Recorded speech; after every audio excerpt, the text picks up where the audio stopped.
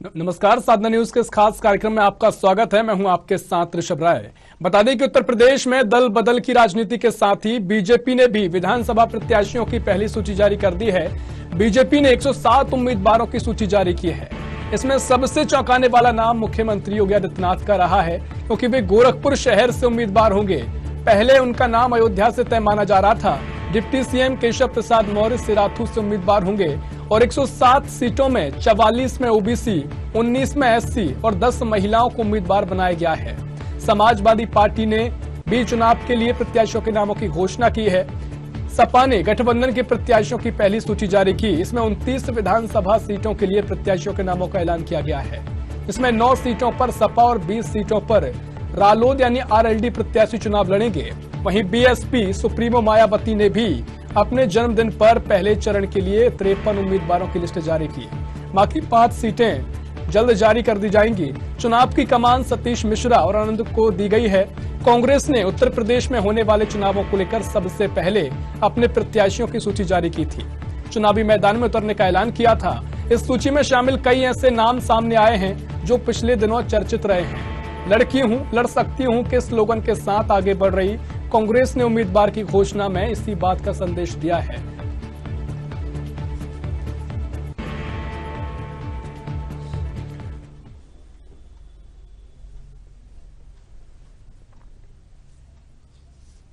और सीधा चलेंगे लखनऊ, जहां हमारी सहयोगी प्रेषिता शर्मा हमारे साथ जुड़ी हुई हैं। प्रेषिता, हमने लगातार बात की उत्तर प्रदेश चुनाव से लेकर, कल भी हमने चर्चा की और अब बीजेपी ने भी अपनी पहली सूची उम्मीदवारों की जारी की है। 107 उम्मीदवारों का ऐलान किया है। इससे पहले भी बसपा की बात की जाए, सपा की बात की जाए, कांग्रेस की बात की जाए, सभी ने अपनी पहली सूची यहां जारी कर दी है।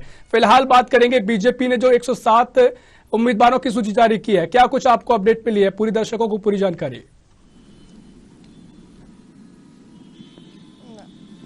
बिल्कुल ऋषभ, यहाँ पर कैंडिडेट्स की लिस्ट आना शुरू हो गई है। जिस तरह से आपने भी कहा कि सबसे पहले कांग्रेस ने अपने 125 प्रत्याशियों की सूची जारी की थी। उसके बाद सपा रालोद गठबंधन की सूची सामने आई थी। आज सुबह की बात की जाए तो बसपा ने भी अपनी सूची जारी कर दी और वहीं भारतीय जनता पार्टी, जिस सूची का इंतजार था, भारतीय जनता पार्टी ने भी अपने 107 प्रत्याशियों के नामों की सूची की जारी की है। इसमें पहले चरण और दूसरे चरण, दोनों चरण जिन चरणों में मतदान होना है उनके उम्मीदवारों की सूची जारी की है। 107 नामों सीटों पर ये, इसमें से 44 ओबीसी है, 19 में एससी, 10 महिला उम्मीदवार बनाए गए। इस सूची में 21 नए चेहरे हैं। आपको बता दूं ऋषभ, यहाँ पर 63 ऐसे नाम हैं जिन पर फिर से भारतीय जनता पार्टी ने अपना भरोसा जताया है। वहीं 21 नए चेहरे हैं। 20 विधायकों के यहाँ पर टिकट काटे गए हैं। जिस तरह से भारतीय जनता पार्टी पहले भी ये संकेत दे चुकी थी, जमीनी स्तर पर जो काम करेगा उसे टिकट दिया जाएगा और यही पहली सूची में हमें देखने को मिला है। वहीं जो अटकलें लगाई जा रही थी सीएम योगी आदित्यनाथ के नाम को लेकर कि अयोध्या से टिकट मिल सकता है, कि मथुरा से उन्हें टिकट मिल सकता है, लेकिन चौंकाने वाला फैसला रहा है भारतीय जनता पार्टी का कि योगी आदित्यनाथ गोरखपुर से ही, अपनी संसदीय सीट से ही उत्तर प्रदेश का ये चुनाव लड़ने जा रहे हैं। ऋषभ जी प्रेषिता, बिल्कुल आपने सही कहा कि चौंकाने वाली घोषणा यहां पर मुख्यमंत्री योगी आदित्यनाथ के नाम को लेकर रही। माना जा रहा था कि अयोध्या में जब वो लड़ेंगे तो पूरे प्रदेश में उसका लाभ उनको मिलेगा, क्योंकि ध्रुवीकरण की राजनीति को लेकर चर्चा की जा रही थी। हालांकि प्रेषिता, हम बात करेंगे बीजेपी के 107 उम्मीदवारों की, जिसमें 63 उम्मीदवार फिर से रिप्लेस किए गए हैं।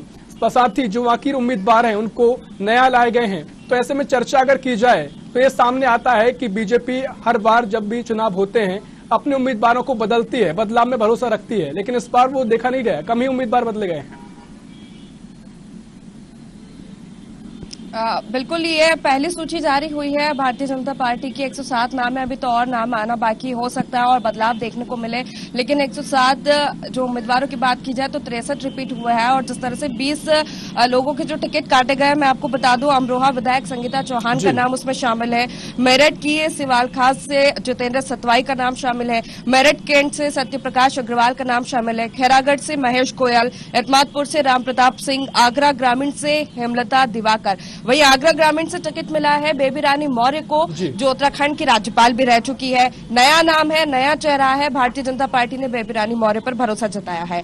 फतेहपुर सीकरी की बात की जाए तो चौधरी उदयभान सिंह का टिकट काटा गया। फतेहाबाद से जितेंद्र वर्मा, बेहट नरेश सैनी, जो बीजेपी भी छोड़ चुके हैं। वहीं अलीगढ़ बरौली की बात की जाए तो ठाकुर दलबीर सिंह का टिकट काटा गया है। बरेली बिथरी चैनपुर राजेश कुमार है। बरेली कैंट की बात की जाए तो राजेश अग्रवाल है। गोरखपुर से डॉक्टर राधा दास मोहन अग्रवाल, ये वो नाम है जिनके टिकट काटे गए हैं और उनकी जगह 21 नए उम्मीदवारों को मौका दिया गया है। ऋषभ जी बिल्कुल प्रेषिता, ऐसे में अभी तो पहली सूचियां यहाँ पर जारी हुई हैं, आगे देखना होगा, बहुत कुछ आगे साफ होगा। लेकिन प्रेषिता, बीजेपी की हम बात करना चाहेंगे। बीजेपी जिस तरीके से उम्मीदवारों की सूची जारी की है, खासकर स्वतंत्र देव सिंह को लेकर और दिनेश शर्मा डिप्टी सीएम को लेकर काफी चर्चा की जा रही थी। हालांकि आगे जब सूची जारी होगी तो उनका नाम हो सकता है, लेकिन फिलहाल दोनों के नाम की घोषणा नहीं की गई है। इसको लेकर क्या संशय अभी बना हुआ है? बिल्कुल, इसके लिए तो इंतजार करना पड़ेगा ऋषभ। जैसा कि आपने कहा कि इन दोनों के नामों पर भी चर्चाएं बनी हुई है। जिस तरह से योगी आदित्यनाथ नाम को लेकर अटकलें जो चल रही थी, गोरखपुर सीट की बात की जाए तो ये छठे चरण में इस पर मतदान हो रहा है, लेकिन सीएम योगी आदित्यनाथ का नाम है, बड़ा नाम है, इसलिए शायद पहली सूची में इनका नाम आ गया है। वहीं केशव प्रसाद मौर्य डिप्टी सीएम की बात की जाए तो 5वें चरण पर सिराथू में मतदान होना है, लेकिन सिराथू से फिर से इन्हें रिपीट कैंडिडेट बनाया गया, रिपीट सीट यहां से इन्हें बनाया गया है। एक बार फिर भारतीय जनता पार्टी ने इन पर भरोसा जताया है। हालांकि अगर बात की जाए 107 में से 44 ओबीसी है, 19 में एससी है, 10 महिलाएं, ऐसे उम्मीदवारों की तो जातिगत समीकरण भी यहां पर देखने को मिल रहा है। जिस तरह से स्वामी प्रसाद मौर्य ने भारतीय जनता पार्टी का दामन छोड़कर सपा ज्वाइन किया, तो ये माना जा रहा था कि पिछड़ा वर्ग का बड़ा नाम है, क्योंकि 5 साल तक भारतीय जनता पार्टी की सरकार में कैबिनेट मंत्री भी रहे हैं। तो पिछड़ा वर्ग का जो वोट बैंक है, यहाँ पर भारतीय जनता पार्टी को नुकसान हो सकता है। तो पहली सूची में ये भी क्लियर हो चुका है कि इतने ओबीसी, इतने एससी कैंडिडेट को यहाँ पर जगह दी गई है सूची में। तो भारतीय जनता पार्टी के जो फैसले होते हैं हमेशा से चौंकाने वाले फैसले रहे हैं। ऋषभ जी बिल्कुल प्रेषिता, जो चौंकाने वाले फैसले तो हैं ही, और जातिगत जो समीकरण है उनको साधने की भी कोशिश की गई है। एक सवाल मैं और स्वतंत्र देव सिंह को लेकर चाहूंगा कि जिस तरीके से माना जा रहा है कि स्वतंत्र देव सिंह को प्रदेश अध्यक्ष और पूरी कमान उनको सौंपी गई है कि पार्टी में जो भी प्रबंधन होगा वह देखेंगे, तो अभी उनका तय नहीं माना जा रहा है, या फिर आगे हो सकता है कि वो भी मैदान में उतरेंगे?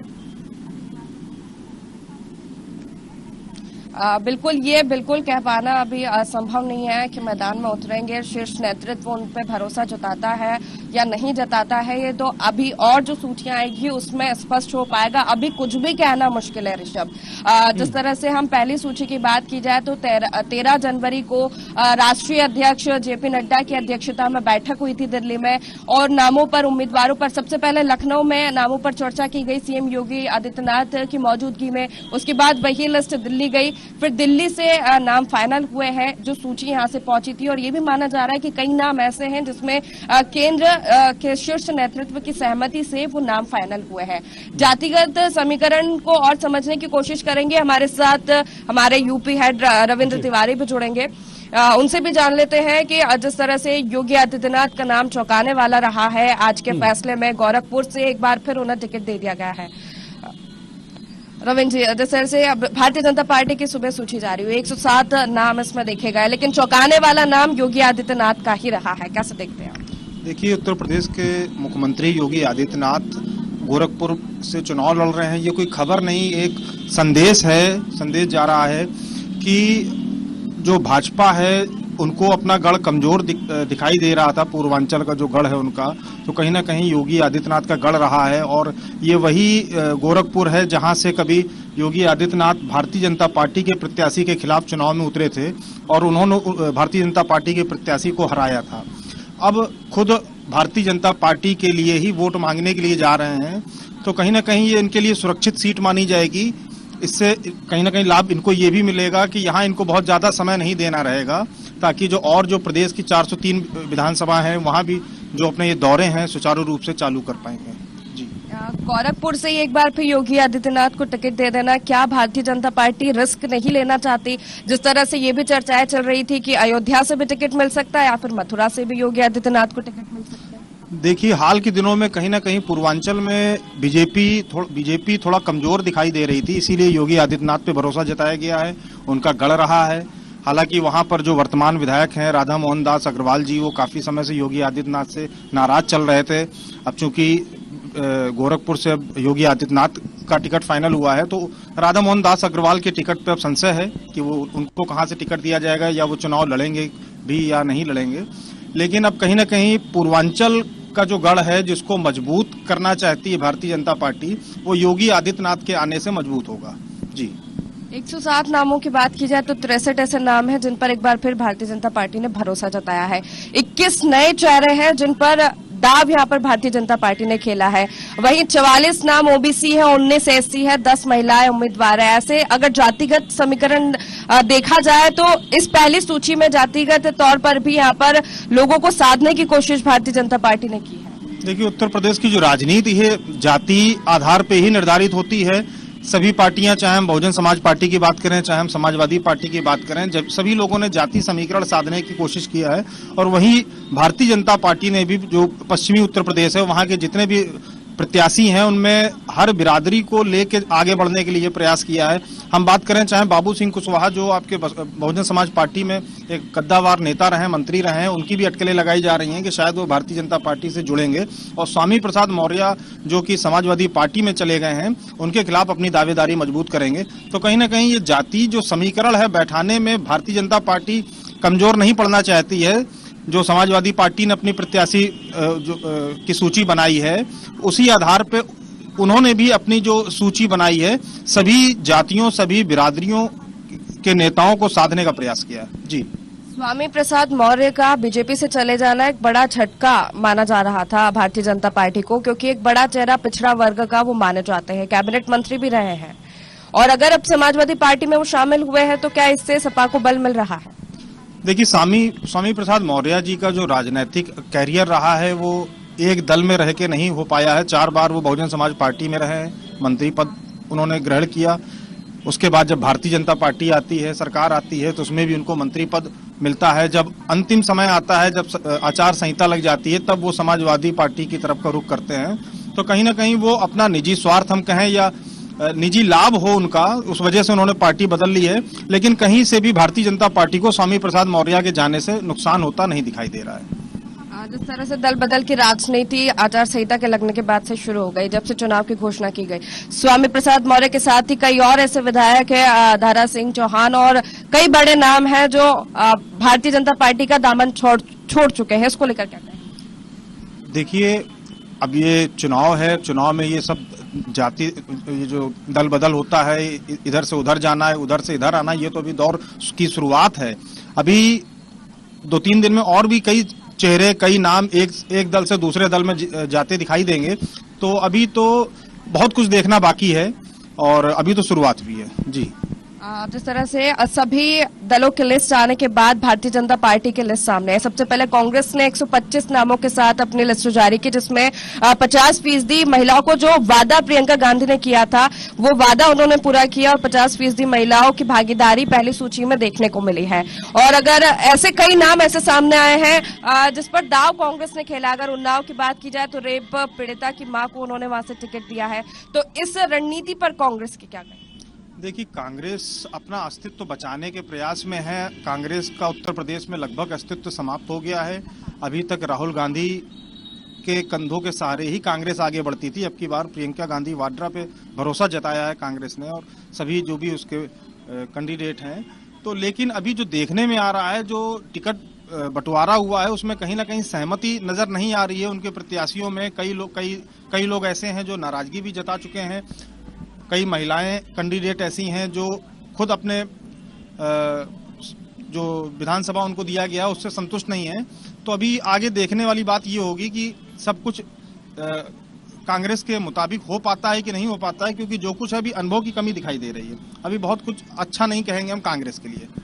वही बहुजन समाजवादी पार्टी की बात की जाए तो आज सुबह मायावती ने प्रेस कॉन्फ्रेंस की और 53 नामों की सूची उन्होंने भी जारी की, जिसमें से 14 उम्मीदवार मुस्लिम हैं, 9 चेहरे ब्राह्मण हैं। एससी कैटेगरी की बात की जाए तो 9 है, 4 क्षत्रिय और 12 चेहरे हैं जो पिछड़े वर्ग से है। मतलब अल्पसंख्यकों की बात की जाए तो सभी सूचियों में कहीं ना कहीं नाम देखा गया। लेकिन भारतीय जनता पार्टी की जो सूची जारी की गई है उसमें सिर्फ एक नाम है अल्पसंख्यक। अब देखिए, ये तो हर पार्टी की अपनी नीति होती है, रणनीति होती है। वो अभी तो पहली सूची आई है, अभी तो और भी कई सूचियां आनी बाकी हैं, जिसमें से अल्पसंख्यक कितने होंगे, दलित कितने होंगे, और बिरादरी कितने होंगे, और सर्वण समाज कितने होंगे।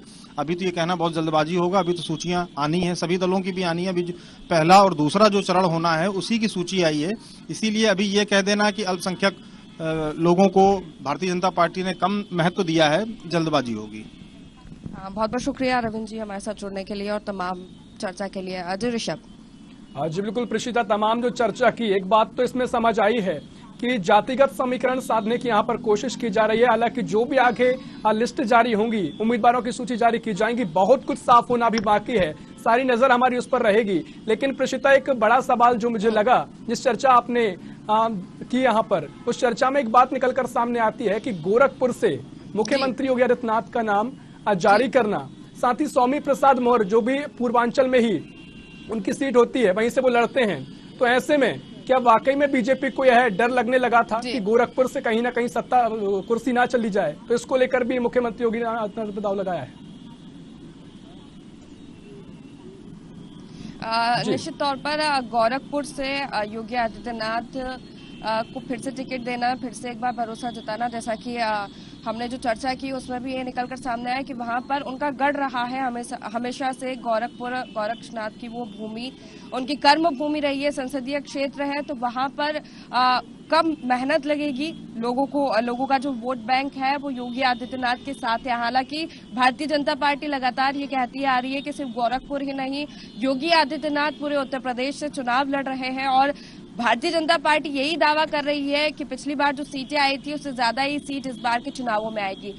लेकिन हालांकि चुनाव की घड़ी है, चुनौतीपूर्ण है। स्वामी प्रसाद मौर्य की बात की जाए तो एक झटका माना जा रहा था कि पिछड़ा वर्ग का बड़ा चेहरा है, तो हो सकता है इससे कोई नुकसान हो। लेकिन जो पहली सूची जो भारतीय जनता पार्टी ने जारी की है, उससे ये समझ में आ रहा है कि भारतीय जनता पार्टी किसी भी दल से डरने वाली नहीं है और सभी वर्गों को साध कर ही उत्तर प्रदेश का ये चुनाव लड़ा जाएगा और सत्ता में वापसी की जाएगी। इस तरह का दावा बीजेपी यहाँ पर कर रही है। जी प्रीशिता, बीजेपी की अगर रणनीति की बात की जाए तो सबसे पहले सक्रियता बीजेपी में देखी गई थी जब विधानसभा चुनाव की सीटों का ऐलान भी नहीं हुआ था। बड़ी बड़ी रैली, केंद्रीय मंत्री उत्तर प्रदेश आ रहे थे।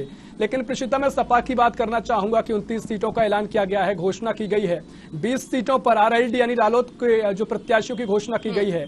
ऐसे में सपा की क्या कुछ रणनीति आगे हो सकती है? क्या अभी वह इंतजार कर रही है जिसके चलते मात्र 29 सीटों पर यह घोषणा की है? निश्चित तौर पर 29 समाजवादी पार्टी की बात की जाए तो शुरू से यही रणनीति पर काम कर रही है समाजवादी पार्टी कि छोटे दलों के साथ गठबंधन कर चुनाव लड़ना है।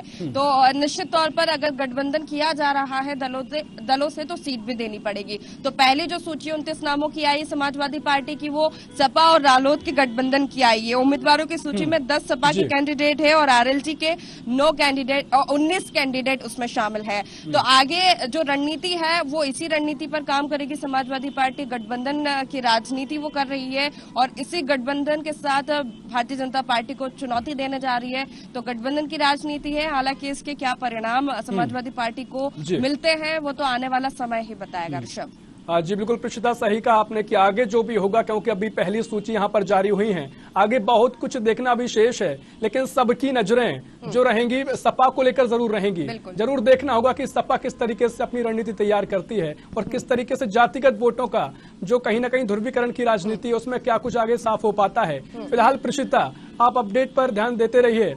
फिलहाल जानकारी साझा करने के लिए आपका बहुत शुक्रिया। तो बता दें कि उत्तर प्रदेश में लगातार राजनीतिक घमासान तेज होता जा रहा है और ऐसे में बीजेपी ने भी अपनी 107 सीटों पर उम्मीदवारों की घोषणा कर दी है। बीजेपी ने 44 में ओबीसी, 19 में एससी और 10 महिलाओं को उम्मीदवार बनाया गया है। समाजवादी पार्टी ने उत्तर प्रदेश विधानसभा चुनाव के लिए प्रत्याशियों के नामों की घोषणा भी की है। गुरुवार को ही यह घोषणा की गई थी, जहां पहली सूची में 29 विधानसभा सीटों के लिए प्रत्याशियों की घोषणा की गई है। आगे जो भी होगा पूरी नजर साधना न्यूज की टीम की रहेगी। फिलहाल के लिए इसमें इतना ही। देश प्रदेश की और भी खबरों के लिए देखते रहिए साधना न्यूज। नमस्कार।